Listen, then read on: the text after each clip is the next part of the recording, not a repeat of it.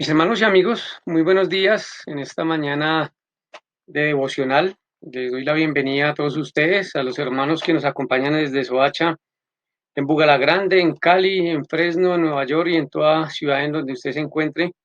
Bienvenidos, es un privilegio poder estar con ustedes compartiendo palabra de Dios. Permítame, voy a orar y empezamos en esta mañana. Padre Santo y Dios bueno, le damos gracias a nuestro Señor porque ha sido misericordioso, amoroso para con nosotros. Gracias porque te ha placido darnos un día más de vida, Señor, y poder contemplar tus maravillas, que son nuevas cada día, Señor, tus bendiciones para con nosotros. Gracias, Dios, por tu amor infinito y eterno. Gracias, Dios, por tu bendita palabra y rogamos de tu Santo Espíritu para la guía en este devocional de la mañana, Padre Santo.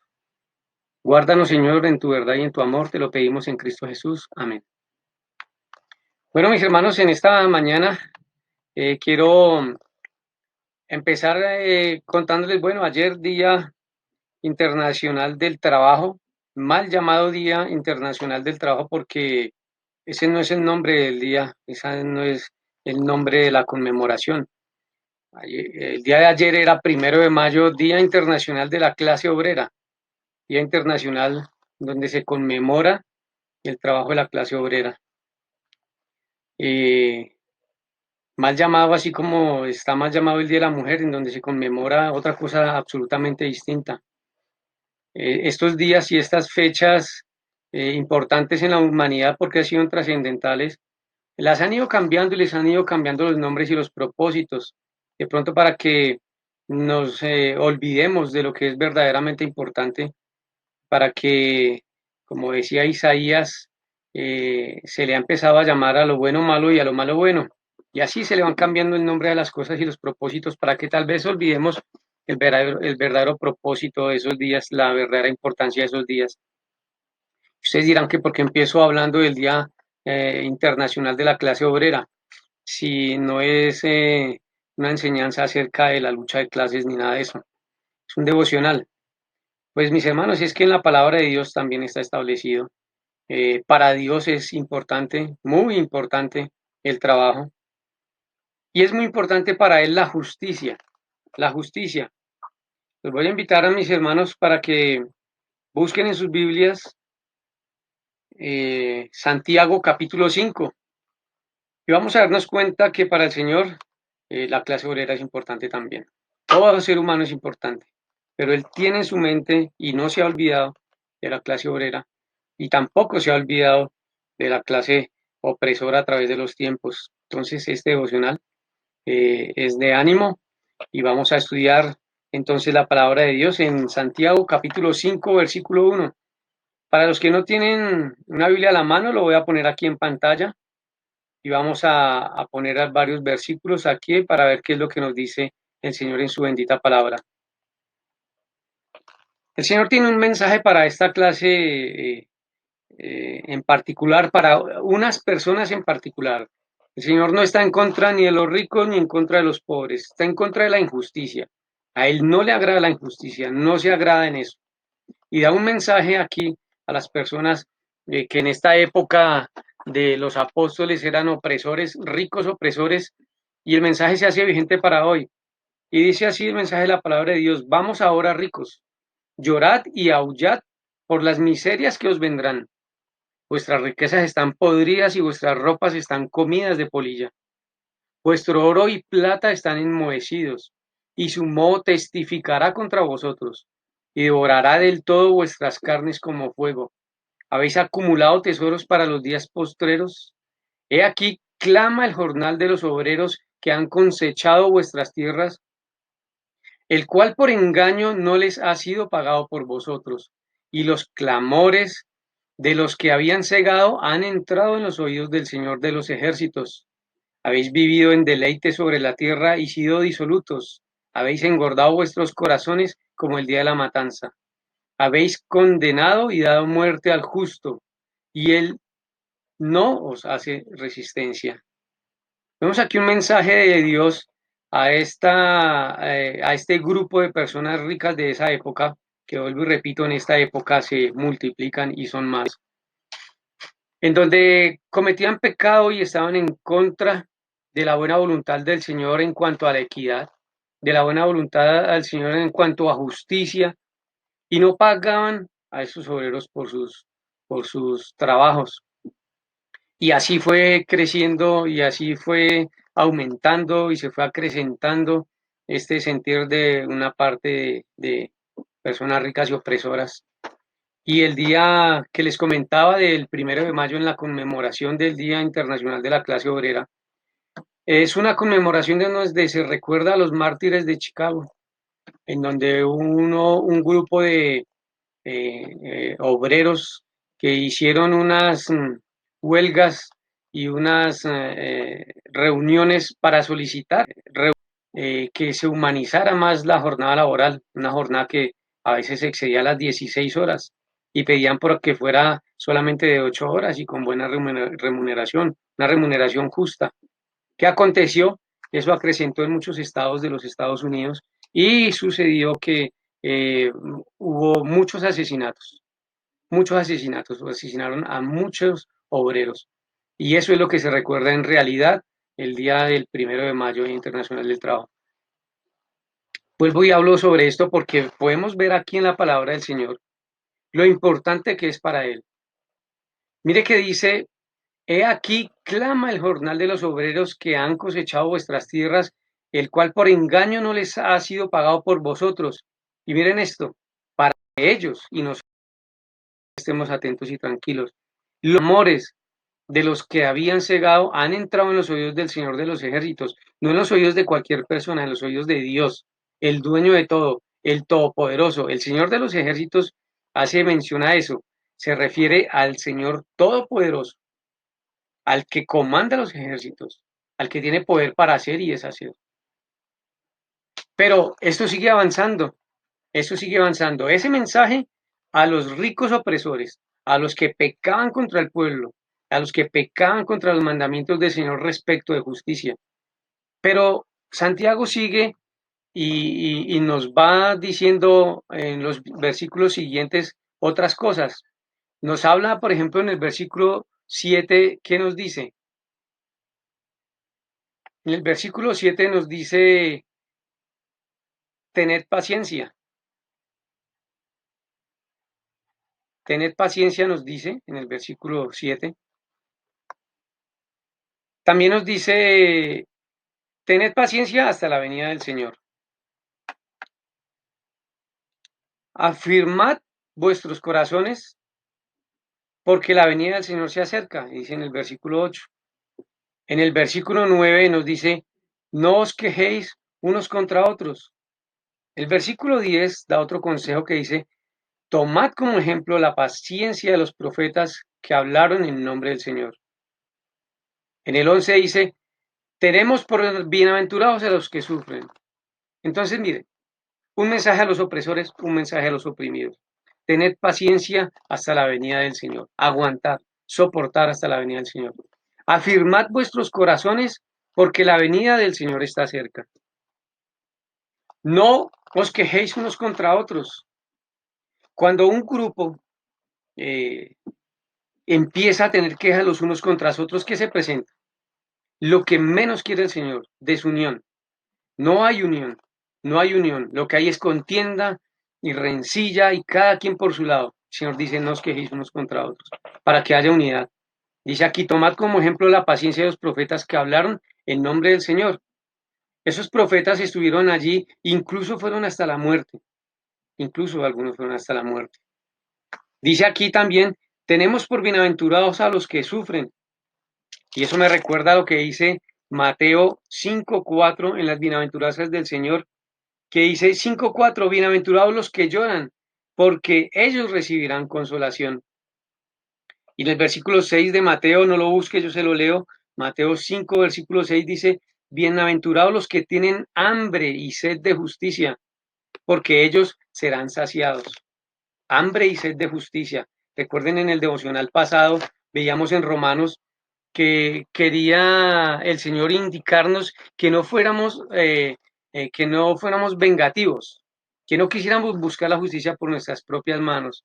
Y que nos decía, se lo voy a leer también, Romanos 12:19, No os venguéis vosotros mismos, amados míos, sino dejad al lugar a la ira de Dios, porque escrito está, mía es la venganza, yo pagaré, dice el Señor. El Señor, como les decía, tiene un mensaje para los opresores, pero tiene un mensaje para los oprimidos también. Tened paciencia, afirmad vuestros corazones, no os quejéis, tomad como ejemplo la paciencia de los profetas, tenemos por bienaventurados a los que sufren. Eso nos dice el Señor, eso nos quiere decir el Señor. Pero quiero avanzar con ustedes un poco más aquí en Santiago para que busquemos un mensaje especial que nos da el Señor aquí. Versículo 13 de Santiago y sigamos adelante. Dice el Señor después de darnos estas indicaciones de tener paciencia, lo de nuestros corazones, tener como ejemplo los profetas, la bienaventuranza de los que sufren, nos da este mensaje hermoso. ¿Está alguno entre vosotros afligido? Haga oración. ¿Está alguno alegre? Cante alabanzas. ¿Está alguno enfermo entre vosotros? Llame a los ancianos de la iglesia y oren por él, ungiéndole con aceite en el nombre del Señor. Y la oración de fe salvará al enfermo. Y el Señor lo levantará, y si hubiere cometido pecados, le serán perdonados. Confesaos vuestras ofensas unos a otros y orad unos por otros, para que seáis sanados. La oración eficaz del justo puede mucho.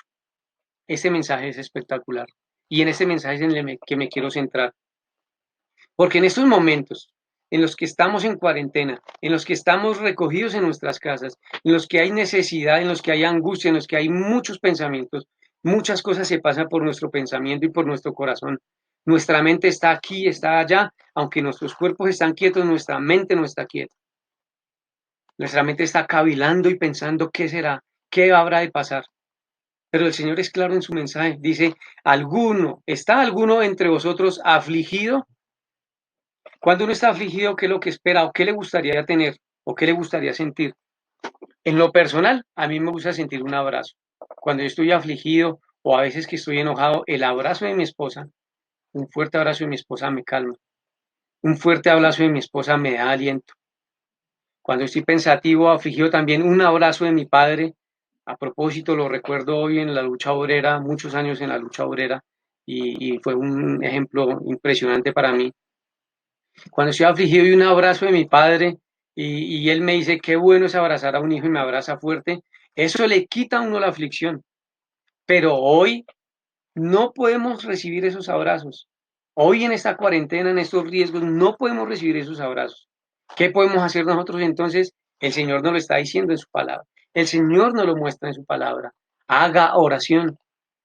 Ahora, le dice a alguno, ¿está alguno alegre? Cante alabanzas, no solamente esté alegre, cante alabanzas y sabemos que las alabanzas son cantos dirigidos al Señor en gratitud y en adoración. Entonces, si estás alegre, canta alabanzas, si estás afligido, ora. ¿Está alguno enfermo entre vosotros? Llame a los ancianos de la iglesia. Y eso, mis hermanos, debe ser vigente en estos tiempos y en cualquier tiempo. Pero en estos tiempos en donde estamos en pandemia, cuarentena, hacinamiento en muchas casas, necesidad en otras, ahí estamos, mis hermanos. Ahí están los ancianos de la congregación. Ahí están los pastores de las congregaciones. Ahí están los hermanos de las congregaciones para que los llamemos, mis hermanos. Para que abramos nuestros corazones, como les he venido diciendo en los otros devocionales, para que abramos nuestro corazón y podamos estar llamándolos, enviando mensajes, diciendo, necesito que oren por mí, estoy enfermo, necesito que alguien me ayude, tengo una necesidad física, tengo una necesidad material, llámenos, llamen a sus pastores, llamen a los ancianos. Y de seguro que estos siervos, y me incluyo, haremos lo que esté en nuestras manos, haremos lo que esté en nuestras manos, junto con la mano del Señor, porque para eso estamos llamados, para servir, mis hermanos. Y se llamen a los ancianos de la iglesia y oren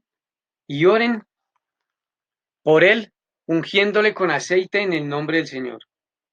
Y la oración de fe salvará al enfermo, y el Señor lo levantará, y si hubiere cometido pecados, le serán perdonados. Esto me hace recordar la cena del Señor. en donde sí es posible, está escrito, que por el pecado, que por el pecado el Señor discipline con enfermedad. El Señor puede disciplinar con enfermedad. Recordamos que en Corintios, Primera Corintios se nos muestra acerca de la cena del Señor que si se toma indignamente, por haberla tomado indignamente mejor, muchos duermen y muchos están enfermos. Y cuando digo duermen, muchos han muerto y muchos pueden estar enfermos. Aquí en este versículo dice, la oración de fe salvará al enfermo y el Señor lo levantará, y si hubiere cometido pecados le serán perdonados, porque el Señor es misericordioso para acordarse de aquel pecador que se arrepiente, misericordioso para perdonar al hermano, al siervo, al Hijo de Dios que se arrepiente de su pecado, en su acción, en su pensamiento, en cualquier circunstancia de su vida, en cualquier aspecto de su vida en que peque y se arrepiente y vuelve atrás y vuelve sus ojos al Señor. Dios está ahí para perdonarle y siempre le va a perdonar haciendo una oración de confesión de pecados. Y también está atento, obviamente, para aquel que no ha creído en Cristo y se arrepiente también de sus pecados, se reconoce pecador, pone su fe en Cristo Jesús y le pide que gobierne su vida. Dios está allí, el perdón de pecados está allí. También nos dice en el versículo 16, confesaos vuestras ofensas unos a otros. ¿Y qué más sigue diciendo el versículo? Y orad unos por otros, para que seáis sanados. Confesad vuestras ofensas unos a otros y orad unos a otros para que seáis sanados. ¿Será que es que todos estamos enfermos? Sí, todos estamos enfermos, porque el pecado es nuestra enfermedad. El pecado es nuestra enfermedad. Nuestras ofensas a nuestros hermanos, nuestras ofensas a nuestros amigos, nuestras ofensas a nuestros compañeros tienen nuestro corazón enfermo, de amargura, en muchas ocasiones de odio, en otras tantas de orgullo, en otras tantas de prepotencia, en otras tantas de vanagloria. Pero nuestro corazón está enfermo por esas ofensas. Y el Señor dice, confesaos vuestras ofensas unos a otros y orad unos por otros para que seáis sanados. Miren con qué termina este versículo 16. La oración eficaz del justo puede mucho. La oración eficaz del justo puede mucho. Por supuesto que sí. ¿Saben por qué? La oración eficaz del justo puede mucho. Porque es que no es el efecto del que está orando. No es la fortaleza del que está orando. Es la fortaleza de Dios atendiendo a esa oración. La oración eficaz del justo puede mucho. ¿Quién es el justo? El justo no es el que, uy, yo soy muy equitativo. No, no estamos hablando de esa justicia. El justo es aquel que ha sido justificado, habiendo creído en el Señor Jesucristo, justificado ante Dios el Padre con el perdón de sus pecados. Ese es el justo. Pero habla de la oración eficaz. ¿Cuál es esa oración eficaz? Una oración que va acorde con la voluntad del Señor. Una oración que va acorde con los preceptos que tiene el Señor, con los mandamientos que tiene el Señor. Una oración que no piensa y que no se dirige solamente a lograr mi beneficio y a lograr cosas para mí, sino una oración que vaya orientada para que haya una sanación, para que haya sanación de corazón, hablo, no sanación de esa falsa y mentirosa en donde ponen la mano en la cabeza y ya le dan un golpe y lo sanaron. No, no hablo de esa sanación, hablo de corazones sanados, hablo de vidas transformadas. Esa oración que va bien dirigida y bien hecha hacia el Señor es la que puede mucho porque esa oración es eficaz. Mire que en el versículo 17 no lo tengo aquí, pero si usted quiere léalo ahí, no lo tengo en pantalla, digo. Dice que Elías era un hombre sujeto a pasiones semejantes a las nuestras y oró fervientemente para que no lloviese y no llovió sobre la tierra por 3 años y 6 meses. El 18 dice, y otra vez oró y el cielo dio lluvia y la tierra produjo su fruto. Eso no lo hizo él porque fuera muy fuerte, no lo hizo él porque tuviera magia o poder en sus manos. El poder de la oración y el poder para obrar es de Dios. Nuestra herramienta, la oración. El mensaje, mis hermanos, de hoy es un mensaje de ánimo y que ustedes y yo lo pude observar, un mensaje para que ustedes puedan percibir mis hermanos y amigos, que el mensaje en estos versículos que hemos visto es oración. Oren, oración, orad, oración, orar, oración, oración. En cualquier circunstancia de nuestra vida, en cualquier aspecto de nuestra vida, en donde estemos afligidos, en donde estemos alegres, en donde estemos enfermos, en donde estemos acongojados, en donde estemos, cualquier situación, cualquier sentimiento, cualquier malestar, ahí está la oración. Y ese es el mensaje que tengo para hoy, mis hermanos. Fortalecidos en oración unos por otros, fortalecidos, mis hermanos, en amor unos con otros, fortalecidos con Cristo y en Cristo, que es el lazo fuerte que nunca se va a romper y es el lazo que nos une. Mis hermanos, les envío un abrazo especial, un abrazo muy fuerte desde la distancia. Les amo en Cristo Jesús. Amigos, un llamado una vez más para que usted pueda poner su fe y su confianza en el Señor Jesucristo, se arrepienta de sus pecados y pueda alcanzar vida eterna y paz que nos la da el Señor. Vamos a orar. Padre Santo, a ti la gloria y la honra por siempre, Dios, porque eres bueno, misericordioso, grande, majestuoso, Señor. Tú eres el Dios vivo, el único y verdadero Dios, que atiende a nuestro llamado, que atiende a nuestras oraciones y que responde con potencia y con gran poder, Señor. Gracias, Señor, te doy infinitas gracias, Padre, porque en tu palabra tú te has preocupado también por la clase obrera, Señor, y das mensaje para todos, Dios. Gracias infinitas por eso. Qué gran amor tan grande el que tú nos enseñas, Señor, a no tener acepción de personas, ni discriminar al uno, ni discriminar al otro. Gracias, Dios, por lo que tú eres. A ti la gloria y la honra por siempre en Cristo Jesús. Amén. Mis hermanos, nuevamente les digo un abrazo y nos vemos en una próxima oportunidad. El Señor les esté bendiciendo